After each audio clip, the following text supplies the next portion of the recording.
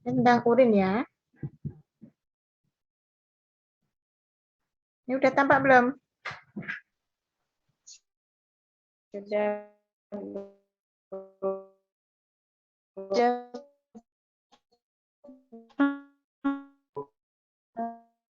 Jadi urin adalah ginjal ya. Ini. Ginjal ada dua, ini yang kanan, ini yang kiri. Ginjal itu ada kelenjar adrenal. Kelenjar adrenal di sini. Ya, kemudian dari ginjal keluar itu adalah saluran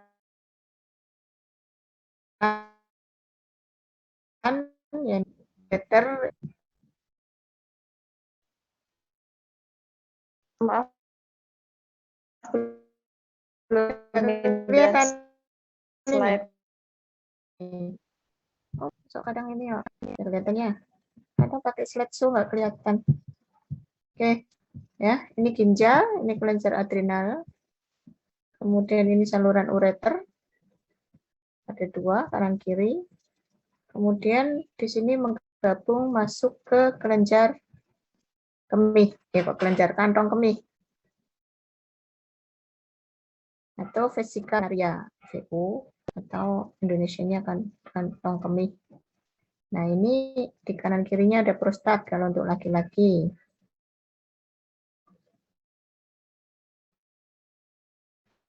Kemudian VU itu adalah uretra. Ini prostat, kemudian keluar uretra, baru keluar diekskresikan urinnya atau kencingnya. Ya, di sini ada ini vena, pembuluh darah vena, dan di sini adalah pembuluh darah yang arteri. Ya, yang memberikan memberikan darah ya, ke organ dari ginjal. Ini posisinya adalah di posterior rongga abdomen, jadi di sisi belakang ya. Di sisi belakang dari rongga abdomen, tingginya adalah vertebra torak 12 sampai lumbal ketiga.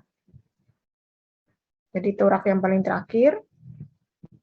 Setelah torak itu di bawahnya adalah lumbal 1, 2, 3. Kemudian sepasang ureter tadi sudah, vesika urinaria atau kantung kemih, kemudian uretra.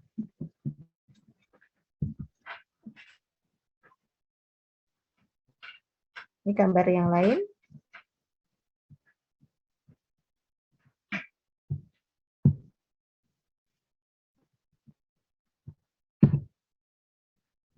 Ya. Ini gambar yang lain, dan ini potongan yang melintang. Potongan melintang, di sini ada ini kortek, ya. Di sini medula. Ya, yang kortek itu yang atas ini, di sini kortek, yang bagian tengah adalah medula. Ya, di sini ada tubulus. Tubulus itu seperti pipa ya, tubulus tabung atau pipa. Ini yang bentuknya adalah ada proksimal, kemudian turun, ini descendant ansa Henle atau Henle loop, ya. Kemudian ini lengkung dari Henle. Ini yang naik adalah ascendant atau naik ke atas ini. Ya, kemudian di sini melingkar lagi di dalam korteknya. Ya, kemudian melingkar lagi, kemudian turun ke tubulus distal. Tubulus distal nanti gabung dari berbagai tubulus distal dari sini, dari sini. Ini ada penggabungan disebut tubulus kolektivus. Ya, kolektivus baru keluar masuk ke ureter. Jadi prosesnya itu panjang untuk menghasilkan kencing tadi. Nah, ini ureter nanti baru masuk ke vesika urinaria, Setelah itu baru keluar di uretra, baru diekskresikan atau dikemihkan. Ya, ini proses pembuatan urinnya melalui tubulus. Sebelum tubulus ini lewatnya adalah nanti glomerulus juga ya. Next, jadi ini sebelum tubulus nanti ada nefron. Nefron itu adalah sel ya. Setiap ginjal itu mengandung 1 juta nefron, jadi banyak sekali. Sehingga kenapa kalau kita memiliki hanya 1 ginjal, kita masih bisa hidup. Masih bisa membuang, fungsi ginjal masih belum tidak terganggu. Karena kandungannya adalah nefron ini yang bekerja ini banyak juga. Ya, di sini ada kapsula Bowman, kemudian tubulus proksimal tadi sudah, Ansa Handler tadi yang lengkung-lengkung. Tubulus distal itu yang setelah lengkungan itu, kemudian pengumpul atau kolektifus. Nah, ini proses pembentukan urin pada prinsipnya dibagi menjadi 3. Ada proses filtrasi, sekresi, reabsorpsi, dan yang keempat adalah pengeluaran atau ekskresi. Filtrasi, yang mengerjakan filtrasi adalah glomerulus. Glomerulus itu yang daerah ini ya. Nah, ini. Glomerulus itu adanya di korteks ini. Ya, di korteks ini. Nanti baru tubulusnya biasanya ada yang di korteks dan di medula. Ini korteks itu yang pucat, medula yang lebih banyak jaringan ikatnya.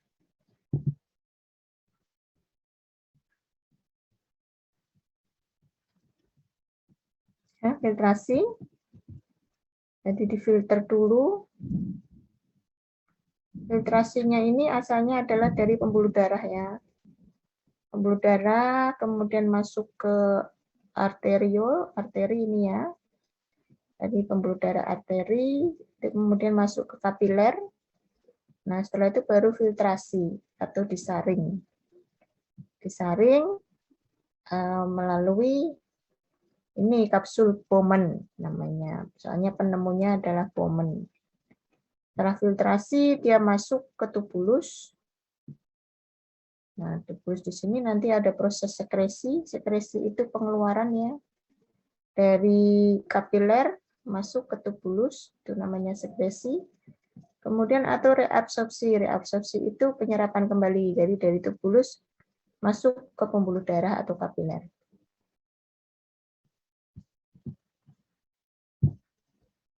Ya. Ini filtrasi, sekresi, reabsorpsi. Akhirnya setelah selesai diekskresikan. Proses terakhir adalah ekskresi atau pengeluaran. Jadi bedanya ekskresi itu adalah pembuangan dari unsur atau zat dari tubuh keluar tubuh. Tapi kalau sekresi itu adalah pembuangan atau pengeluaran zat dari tubuh masuk ke tubuh. Jadi dari organ yang lain masuk dari organ ke organ atau dari ruangan atau unsur, maksudnya belum keluar dari tubuh ya, masih dalam tubuh.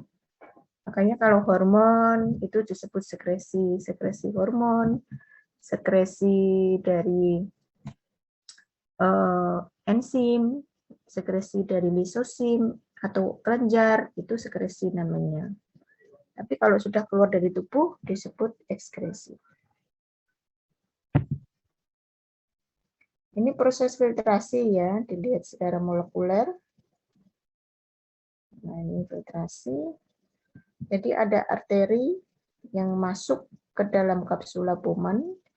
Ya, arterinya ini menjadi kapiler atau kecil-kecil ya, paling kecil dari pembuluh darah.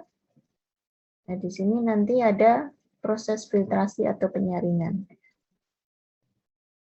Ini kapilernya di sini. Nah, penyaringannya adalah di sini, ada membran. Membran peritubuler. Ini membran nanti pori-porinya itu kecil sekali, nanometer. Nanometer sehingga unsur atau zat yang ukurannya kecil dia akan masuk ke tubulus. Ya, di sini tetap membutuhkan transport pasif. Transport pasif itu berarti tidak membutuhkan energi ya. Jadi mereka hanya yang zat-zat yang kecil aja molekulnya itu yang bisa masuk. Kalau yang molekulnya besar tidak bisa masuk. Ya, transport pasif, kemudian prosesnya di kapsula Bowman, glomerulus dan kapsula Bowman. Kemudian ini filtrasinya melalui barier. Barier ini adalah membran. Nah, ini penampangnya.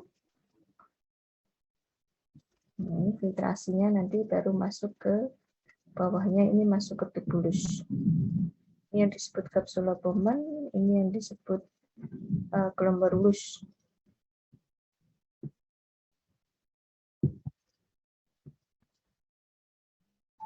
Kemudian reabsorpsi.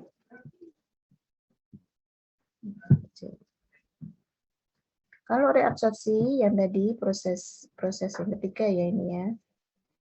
Ini merupakan transport aktif dan pasif. Jadi ada yang pasif, ada yang aktif. Kalau aktif itu berarti membutuhkan ATP atau energi. Di sini reabsorpsinya prosesnya adalah yang di antara kapiler dan masuk ke tubulus. Ya, transport maksimum jadi membutuhkan banyak energi. Kemudian renal plasma threshold itu adalah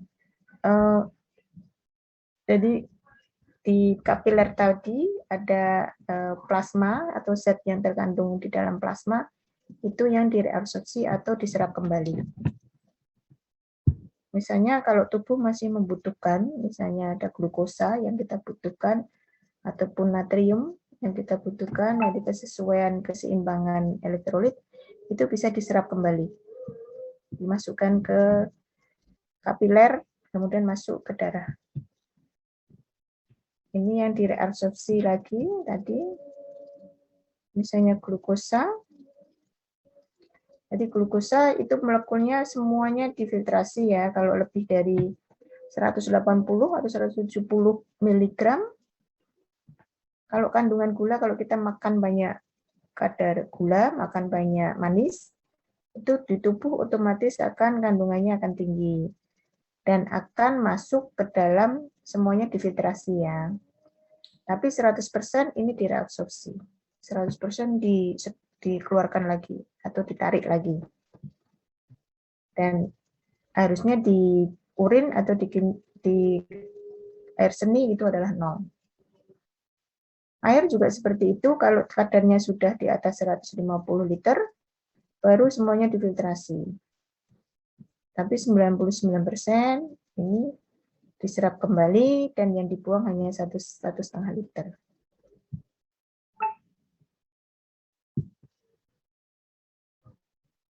Nah, ini proses di masing-masing tubulus.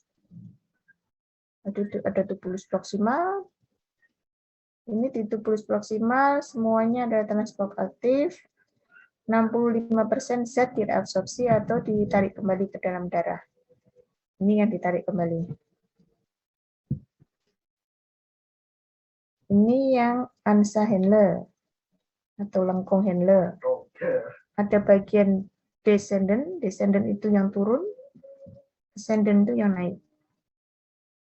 Yang bagian turun ini 20% air difiltrasi.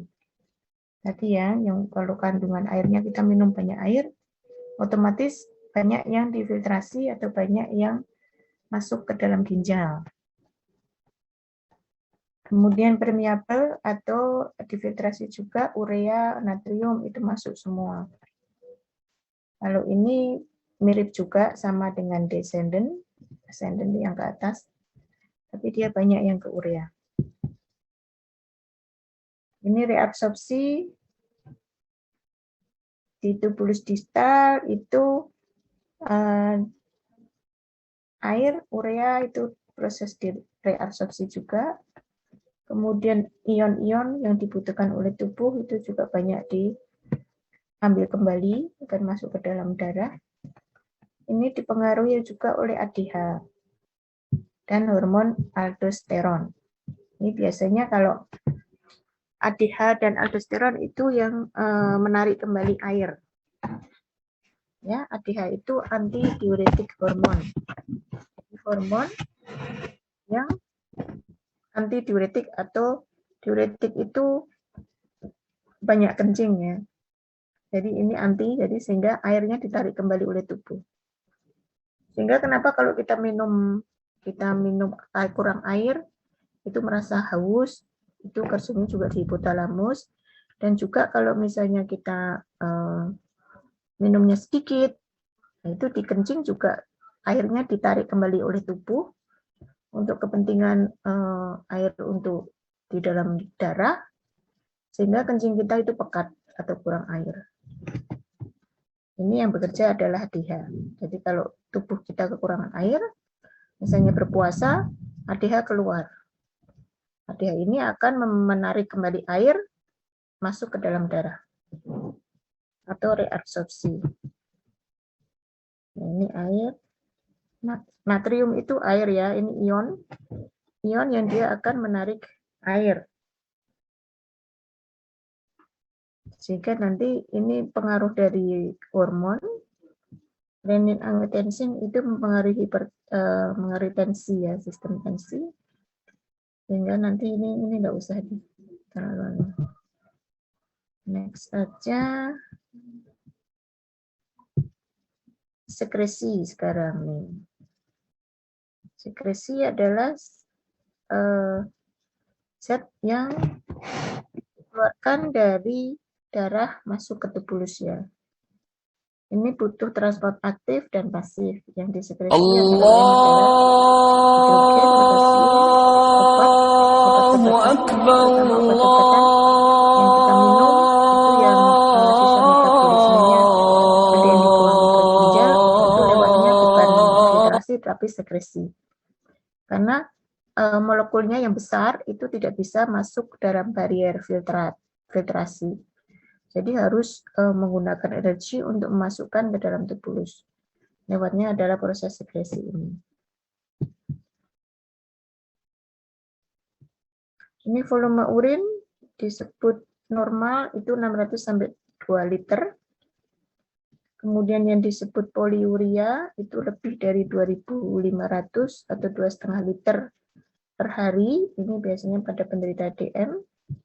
Oliguria ini volume darah yang sedikit atau berkurang pada shock. Kemudian anuria atau tidak ada urin, ini kurang dari 100 ml per hari. Jadi kalau 100 ml itu ya setengah gelas kecil itu dalam sehari kencingnya, itu disebut anuria. Ini ADH tadi. Ini sebetulnya fungsinya ADH dan aldosteron ini untuk mengencerkan atau memekatkan urin. Ya. Intinya itu. Sehingga kalau ADH-nya menurun, itu antidiuretik ya, itu hormon jumlahnya itu kecil, maka volume urinnya akan meningkat, banyak kencing. Tapi kalau ADH-nya meningkat, sehingga proses reabsorpsi air atau penarikan air tadi banyak, nah ini jumlah urinnya akan menurun. Volume urin menurun. Ini prosesnya di kolektifus. Normal, 95% hasilnya adalah air, normal dari ini ya komposisi urin ya. Ini komposisi urin. Normal itu 95 air, kemudian 5% itu zat yang berlarut, sodium, kreatinin, asam urat, ini yang dibuang juga, kemudian elektrolit, kemudian hormon, bisa obat atau makanan yang dikonsumsi. Ini normal. Kalau yang patologis, ini misalnya ada benda keton, protein, glukosa, bilirubin, silinder, kristal, sel darah, dan epitel. Epitel ini ada yang normal juga. Yang normal adalah yang squamous. Kalau yang tubulus, atau yang kuboid itu sudah patologis. Sudah selesai? Ada yang tanyakan? Bertanya, Bu. Mengenai protein urin. Kadang kan ada urin yang terlalu basah dan ada urin yang terlalu asam. Itu penyebabnya apa nih? Asam atau basa. Ya, itu nanti di pembahasan untuk kimia ya, pemeriksaan kimiawi ya. Nah, penyebabnya itu banyak, ada yang fisiologis, ada yang patologis. Nanti dibahas di waktu kita membahas tentang pH. Ya, keasaman atau ke basa dari urin. Nanti dibahas saat membahas pH ya. Bu, apa saat menstruasi itu juga pengaruh ya, Bu? Apa enggak nih? Misal pH gitu. Kan Ya. kalau menstruasi itu sebetulnya tidak mempengaruhi pH urin. Mungkin hormonnya yang bisa mempengaruhi. Soalnya kan kalau menstruasi kan dari saluran reproduksi, kalau ini saluran kencing. Mungkin hormonnya bisa mempengaruhi, Mbak. Baik, Bu. Terima kasih. Ya. Ya, ada lagi? Kalau nggak ada, Ibu lanjutkan ya. Iya, Bu. Sebentar.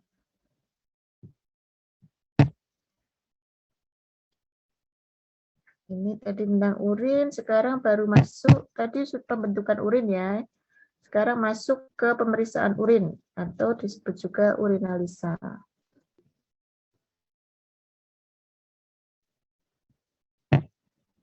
Nah, urinalisa, definisinya, analisa atau pemeriksaan untuk mendapatkan keterangan yang berada di dalam dengan sampel urin. Ini untuk menegakkan diagnosa penyakit, baik penyakit yang dari dalam ginjal maupun di luar ginjal. Sampai dari organ ginjal sampai ke saluran kemih. Saluran kemih di sini yang dimaksud adalah ureter, vesika urinaria, dan uretra.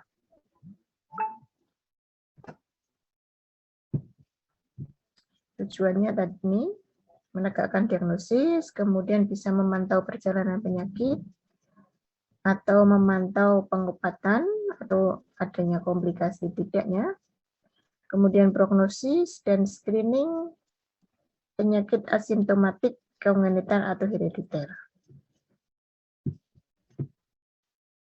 Sedangkan pemeriksaan ini bisa memberikan informasi mengenai kondisi dari organ ginjal dan saluran kemih.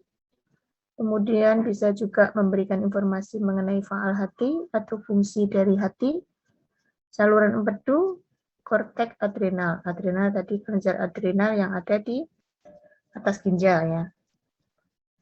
Korteks adrenal ini yang nanti mengeluarkan hormon ADH dan aldosteron tersebut. Sehingga nanti kalau itu fungsinya korteks adrenalnya terganggu ya tidak keluar hormon aldosteron ADH ya, berarti proses untuk pengenceran dan pemakatan urinnya terganggu.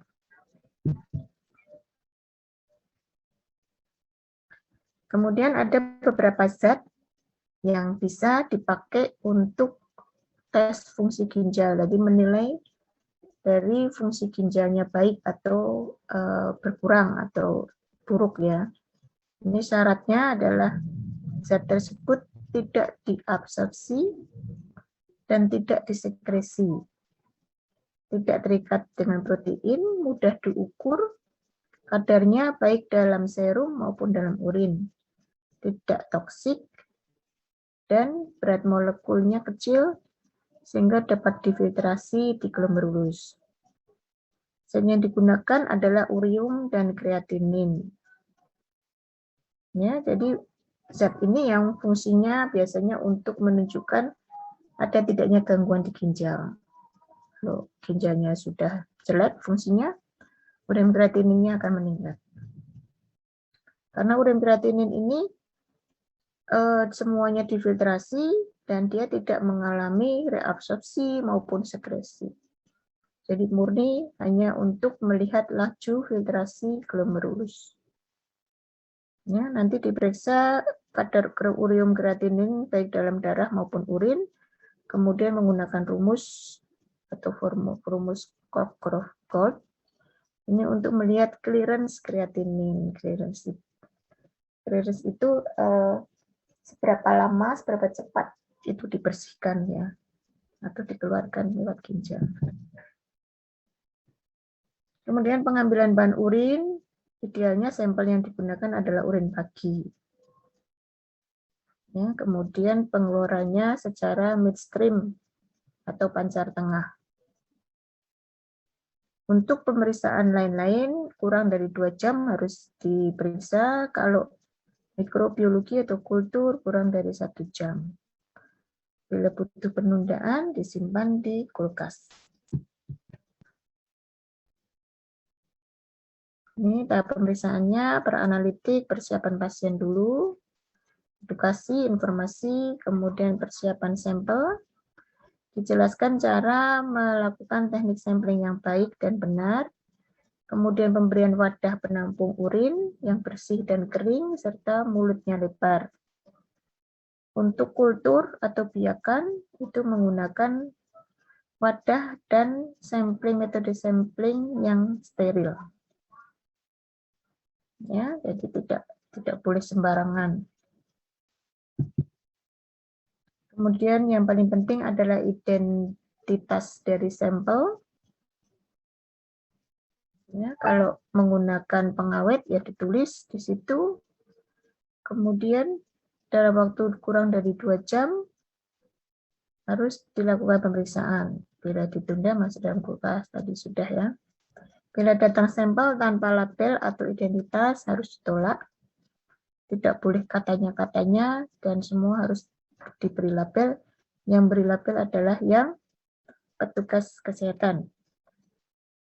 Hindari kontaminasi, kemudian reagen dikontrol untuk kualitasnya sebelum digunakan. Ini persiapan penderita. Pemeriksaannya rutin, nanti mau secara kualitatif atau semi kuantitatif. Ya, kalau kualitatif itu positif negatif, semi kuantitatif positif 1 sampai positif 4. Kemudian itu tidak secara angka ya ada kadarnya ini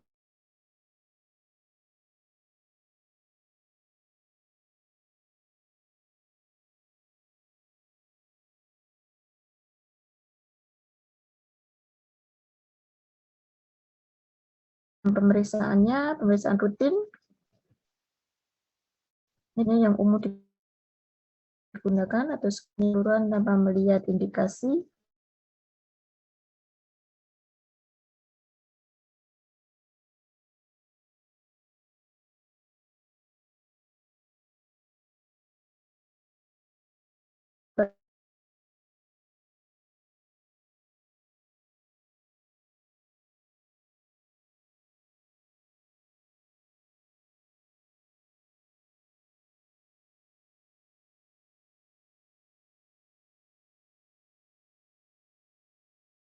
pabrik.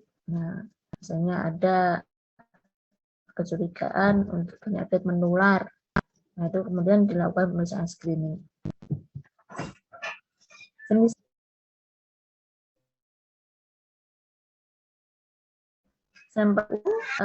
sampelnya jelas lebih encer, kemudian bisa isotonik, bisa hipertonik, dan juga mungkin mengandung leukosit, bakteri, atau squamous sebagai kontaminan aktivitas. Urin pagi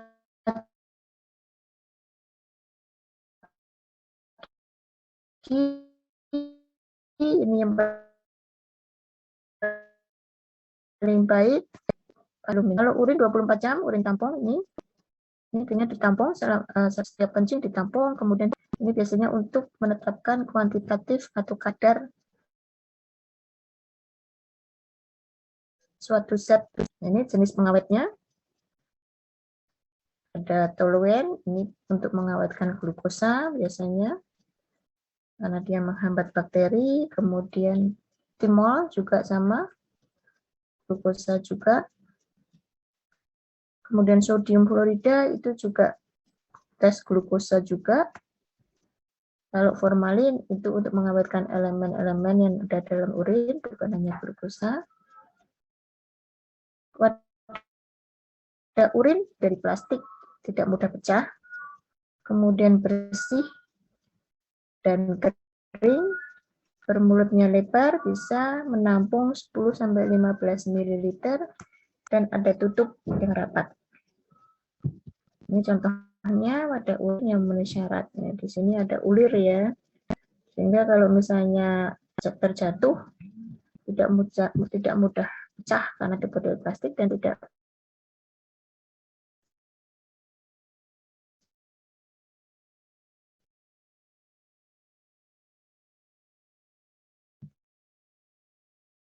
mudah atau pancar tangan.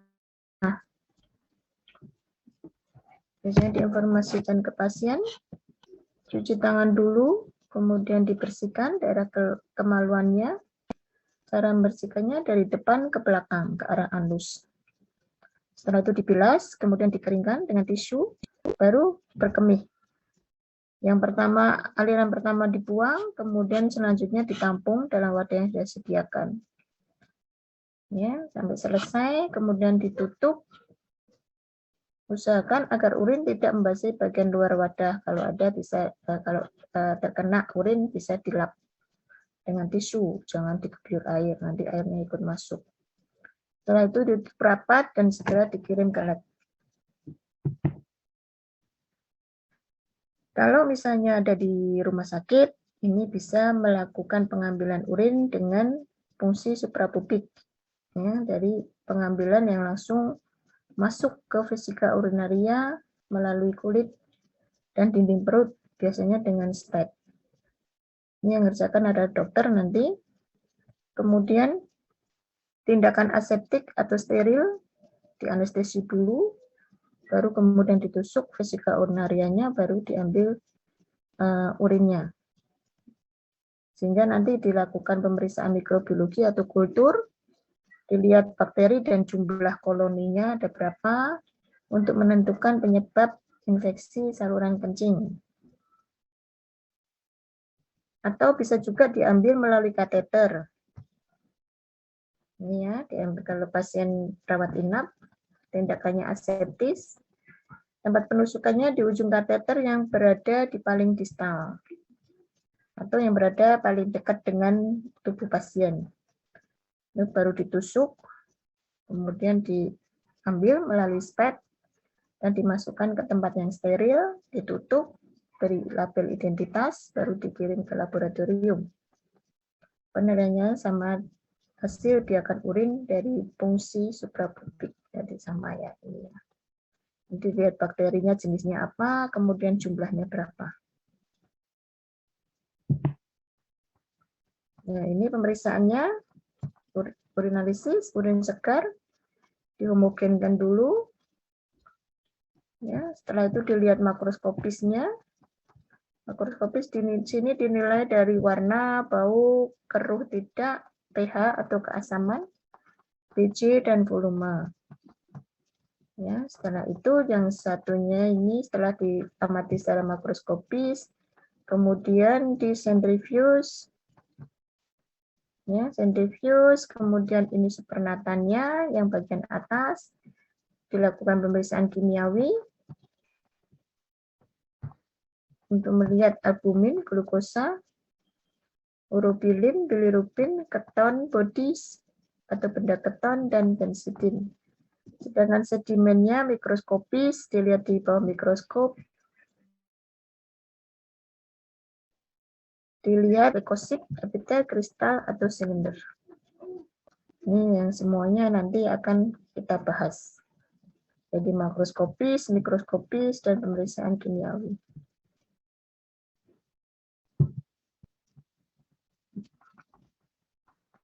Sekarang, kalau misalnya tadi kan kurang dari 2 jam. Nah, kalau misalnya penundaan lebih dari 2 jam, apa yang akan terjadi? Nah, ini warna, dia biasanya lebih gelap, ya, karena ada oksidasi. Kejernihan, dia akan menurun atau keruh. Keruh karena adanya pertumbuhan bakteri, dan juga ada amorf atau kristal yang mengendap. Kemudian baunya itu bau lebih menyengat, amoniak, karena tadi adanya bakteri, dia akan merubah urea yang ada di situ, di urin, itu menjadi amoniak. pH-nya juga akan naik menjadi asidosis, menjadi alkalosis, ya, karena amoniak tadi. Kemudian glukosanya akan turun karena digunakan oleh bakteri untuk tumbuh. Ketonnya juga turun, bilirubin turun, urobilin turun, nitritnya meningkat karena bakterinya meningkat. Silinder sel-sel juga semuanya turun karena akan hancur, ya, bakteri meningkat. Jadi ini biasanya kalau ada penundaan lebih dari 2 jam.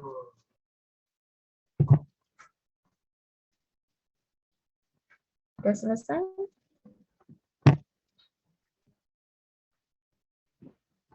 Ini yang nggak datang siapa ini, Dek? Katanya 26 tadi. Nanti si Anwar, ya? Anwar mana Anwar? Iya, Bu. Ya, nanti dilaporkan ya absensinya, ya. Yang tidak Iya, Bu. hadir. Ini ada beberapa orang yang sinyalnya kendala itu karena hujan. Anu ya, di daerah mana rumahnya?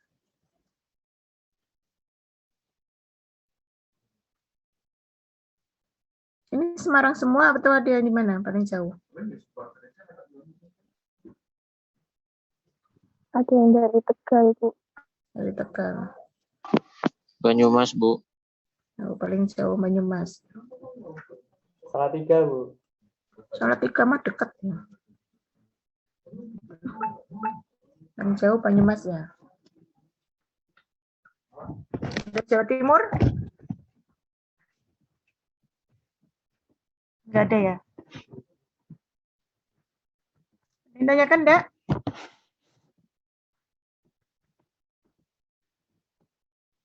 Kalau enggak ada, ini untuk minggu depan Ibu nggak bisa ngisi. Jadi mungkin ganti hari atau ini saya tambahin satu lagi, ya. Habis ini ada kuliah lagi enggak, Dik? Tidak ada, Bu. Nggak ada, Bu. Enggak ada, ya.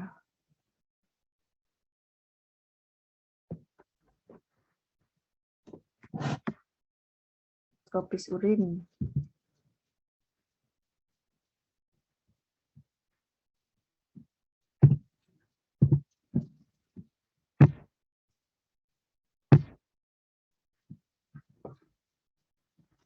Ini tadi udah, ya. Ini makroskopis, nanti akan kita bahas.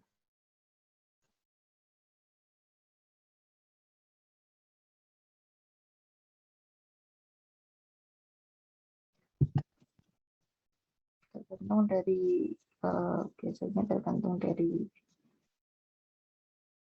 sering kencing atau lama tidak dikemihkan, ya.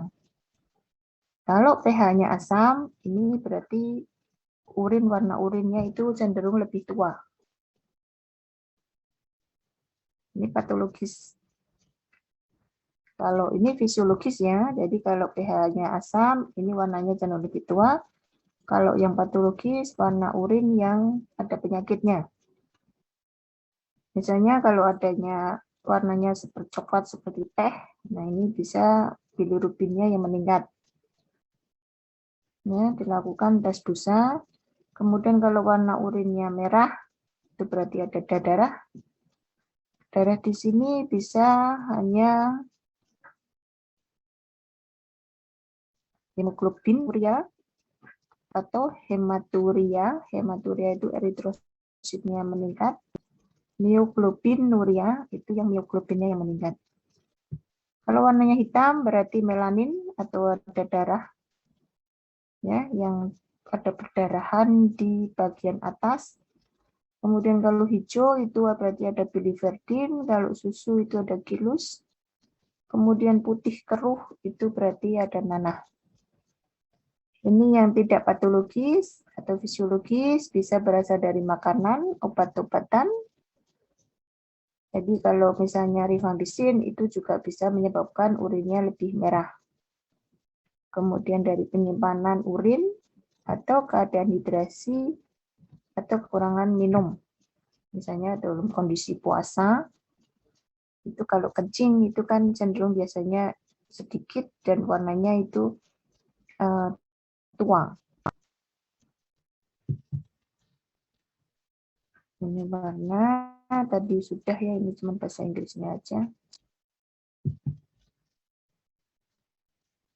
Nah ini warna, kalau bilirubin tadi seperti teh, ya, itu dilakukan tes busa. Ya, dikocok dulu, kemudian nanti akan berbusa. Nah ini busa nanti dikasih Hawkinson atau Harrison. Kalau kuning ini berarti ini tes Fawcett namanya ya. Jadi ada yang ini protein. Kalau jelas itu berarti tes busanya itu berarti dia mengandung.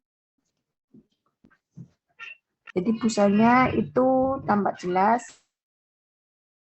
Itu berarti dengan Fawcett dia busanya akan menghilang. Nah ini berarti bukan protein. Kemudian apakah dia dari darah atau tidak? Kalau merah dilihat dari sedimennya. Kalau ada ditemukan eritrosit berarti hematuri. Kalau eritrositnya tidak ada berarti kemungkinan eritrositnya sudah pecah atau jumlahnya sedikit. Ini pakai benzidin test atau tes darah samar. Ini cara melihat warna urin. Panduannya biasanya ini kuning tua, ini merah, ini coklat. Kemudian baunya khas, tidak patologis, ini biasa dari makanan atau dari obat-obatan. Kalau yang patologis, ini bau seperti amonia, nah ini kemungkinan karena urea, metabolisme urea yang dilakukan oleh bakteri. Kemudian bau busuk, itu bisa dari spesimen atau urin yang sudah lama, atau adanya pus atau nanah, atau inflamasi atau peradangan. Kalau baunya manis, nah ini bisa dari penderita diabetes mellitus atau yang mengandung glukosa atau gula darah, ya. Baunya cenderung manis. Kalau baunya wangi atau fruity itu seperti buah, ya. Jadi baunya bukan manis tapi wangi, harum, seperti buah. Itu kemungkinan dari benda keton. Kejernihan normal jernih, keruh setelah didiamkan. Jadi didiamkan itu lama-lama keruh. Nah ini berarti ada bakteri di dalamnya. Atau ada amorfosfat di dalam urin. Tapi kalau sudah dari dikeluarkan, awal dikeluarkan dia sudah keruh, nah ini bisa berarti ada nanah, ada peradangan, atau banyak ditemukan epitel, banyak ditemukan leukosit, banyak ditemukan eritrosit, banyak ditemukan silinder kristal, itu bikin keruh dari urin. Atau banyak darah atau eritrosit tadi. Untuk filariasis, ini biasanya yang kaki gajah itu, ini terjadi pembendungan dari aliran limfe, sehingga limfe atau lemak itu masuk ke dalam urin. Jadi warnanya gilus. Ini penyebab kekeruhan urin yang tidak patologis atau bukan penyakit. Squamous, sel squamous yang meningkat atau banyak, biasanya pada perempuan, kemudian mukosa, itu inflamasi atau peradangan, kemudian amorf, kemudian adanya sperma yang masuk ke dalam urin, kemudian kontaminasi dari feses, adanya kriminasi masuk ke urin juga. Saat pengeluaran mungkin tidak dicuci dulu, ada talak atau ada krim yang masuk ke dalam urin sehingga menyebabkan keruh. Ini kalau yang patologis sudah ya, ada limfa, ada leukosit, ada bakteri, ada jamur, yeast, kemudian ada amorf, ada banyak. Nanti kita jelaskan di bagian mikroskopis.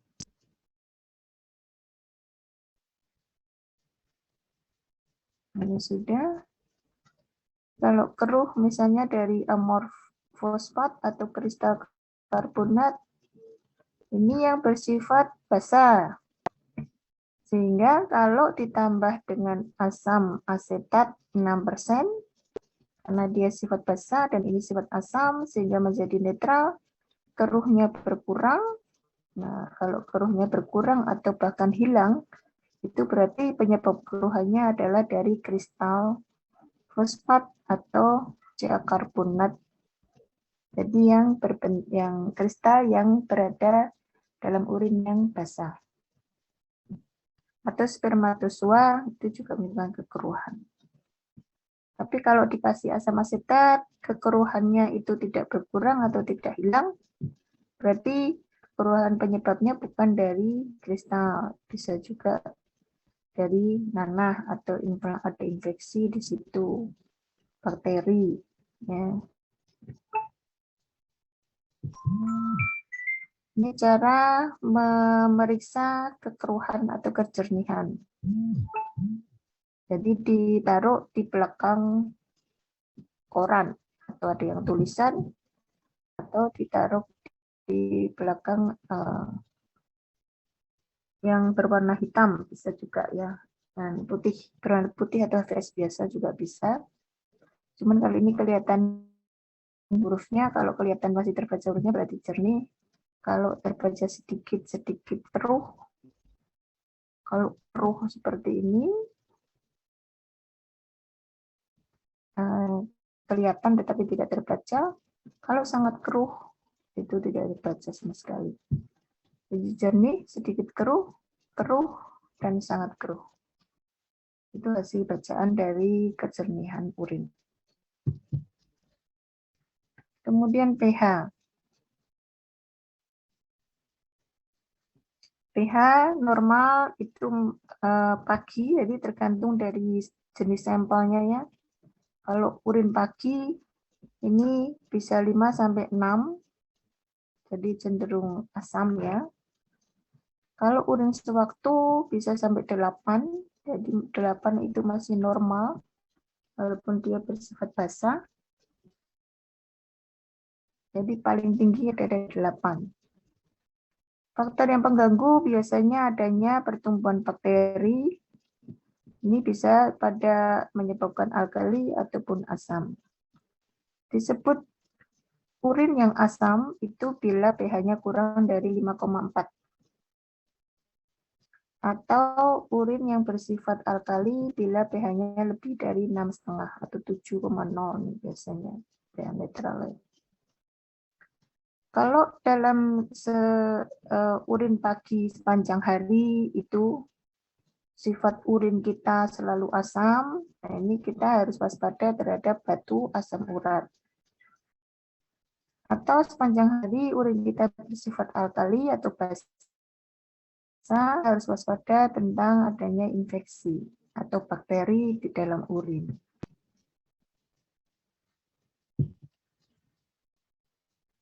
Nah, ini penyebab dari urin asam atau alkali. Kalau sering diet, sering makan makanan yang tinggi protein, itu bisa menyebabkan urin kita asam. Atau obat-obatan yang juga bisa menyebabkan urin kita asam. Kondisi diare, dehidrasi, atau kurang minum, itu juga bisa menyebabkan asam. Kelaparan atau saat berpuasa, itu kan cenderung urin kita baunya asam. Ya, baunya biasanya menyengat, asam. Atau ini produk bakteri. Bakteri di sini adalah yang jenis Escherichia coli. E. coli ini biasanya di saluran cerna ya, termasuk diare juga bisa menyebabkan ini E. coli. Nah, ini juga urin kita akan bersifat asam. Sedangkan kalau urin kita bersifat alkali, itu biasanya kalau diet atau banyak makan sayur-sayuran. Maka cenderung urin kita akan bersifat alkali. Atau hasil dari bakteri atau adanya infeksi yang mengeluarkan urease. Ini enzim yang urease ya. Jadi yang urea nanti kalau ada bakteri dia akan diubah menjadi amoniak. Amoniak itu yang menyebabkan urin kita bersifat alkali. Atau urin yang lama.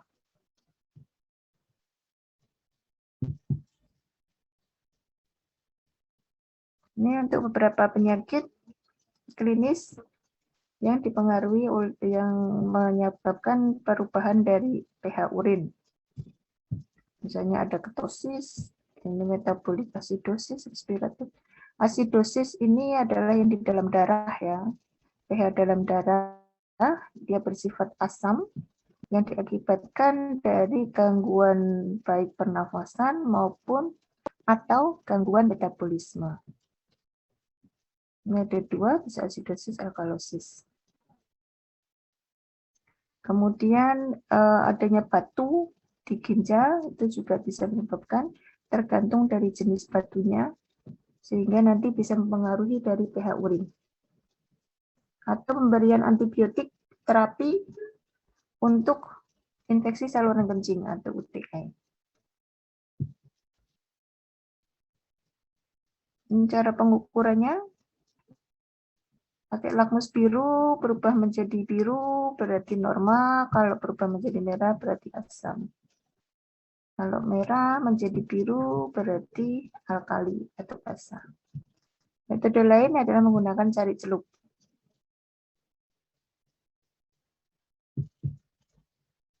BC, fungsinya dari BC di sini adalah untuk menilai fungsi ginjal dalam proses memekatkan atau mengecerkan urin. Kemudian menilai juga fungsi dini dari kerja tubulus.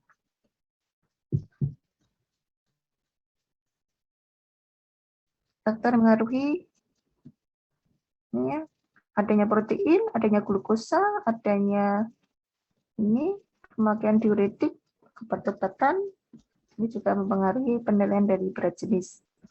Cara meriksanya menggunakan urinometer atau refraktometer. Ini harus dikontrol dengan aquades atau cairan biasa ya, cairan aqua biasa, DBC-nya diketahui atau menggunakan cari celup. Nilai rujukan untuk urin pagi ini. Kemudian kalau 24 jam batasan minum 24 jam ini lebih berat jenisnya lebih tinggi ya, sampai 1,026.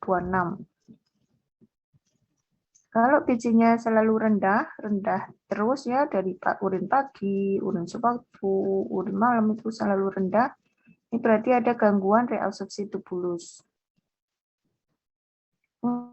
Fungsi ginjal yang normal, BC urin sewaktu itu sekitar 1,003 sampai 1,030.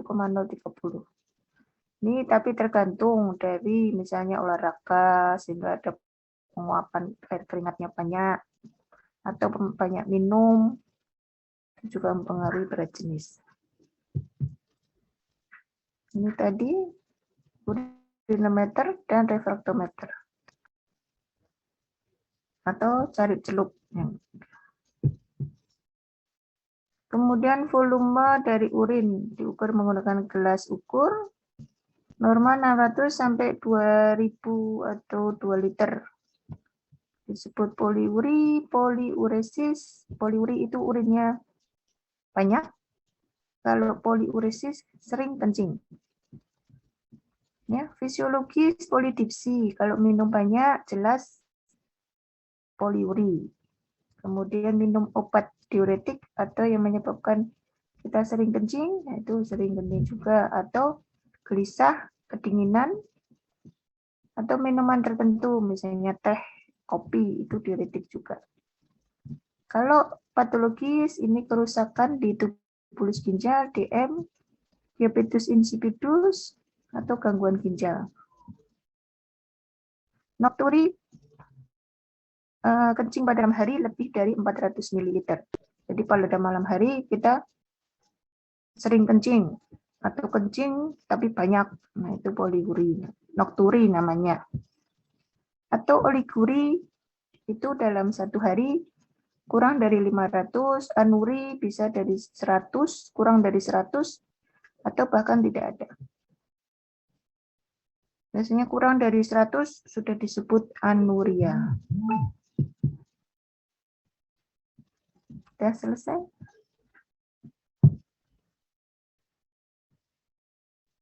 Ada yang tanyakan, Dek?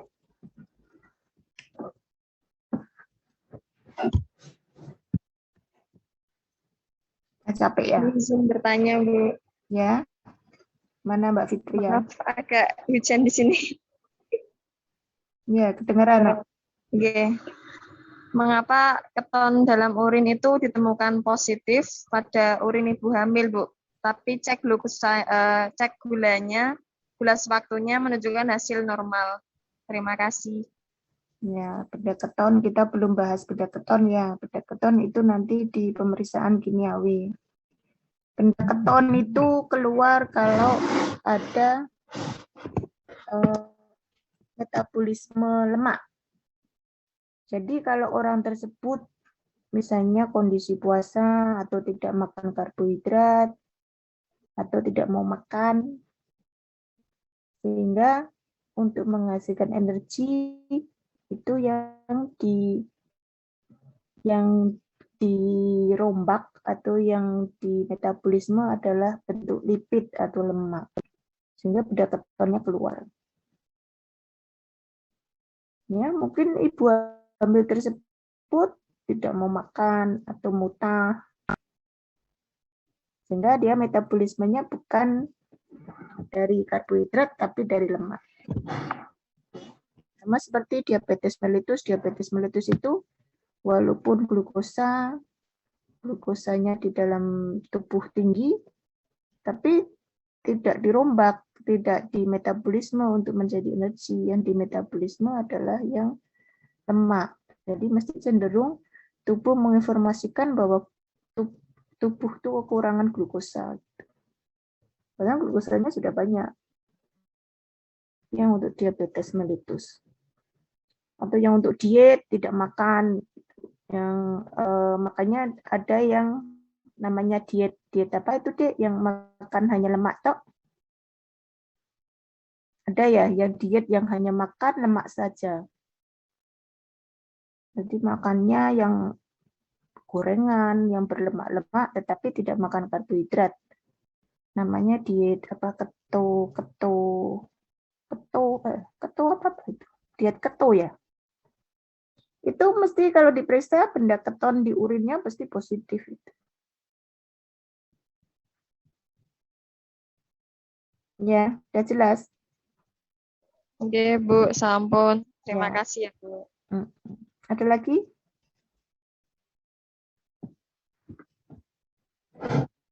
Kalau nggak ada saya akhiri ya, Bu ya. Sudah Oke, sampai. Bu. Nah, minggu depan berarti kosong dulu, nanti next baru minggu depannya lagi nanti kita bahas 3 lagi. Ya, saya akhiri ya. Assalamualaikum warahmatullahi wabarakatuh. Waalaikumsalam Warahmatullahi wabarakatuh. warahmatullahi wabarakatuh.